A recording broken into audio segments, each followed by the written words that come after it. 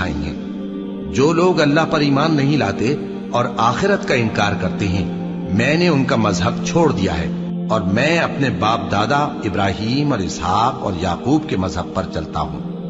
ہمیں شایع نہیں ہے کہ کسی چیز کو اللہ کے ساتھ شریک بنائیں۔ یہ اللہ کا فضل ہے ہم پر بھی اور لوگوں پر بھی، لیکن اکثر لوگ شکر نہیں کرتے۔ اے میرے قید خانے کے رفیقو، بھلا کئی جدا جدا آقا اچھے یا اللہ جو اکیلا ہے سب پر غالب ہے؟ جن چیزوں کی تم اللہ کے سوا پرستش کرتے ہو وہ صرف نام ہی نام ہیں جو تم نے اور تمہارے باپ دادا نے رکھ لیے ہیں۔ اللہ نے ان کی کوئی سند نازل نہیں کی۔ سن رکھو کہ اللہ کے سوا کسی کی حکومت نہیں ہے۔ اس نے ارشاد فرمایا ہے کہ اس کے سوا کسی کی عبادت نہ کرو، یہی سیدھا دین ہے، لیکن اکثر لوگ نہیں جانتے۔ اے میرے قید خانے کے رفیقو، تم میں سے ایک جو پہلا خواب بیان کرنے والا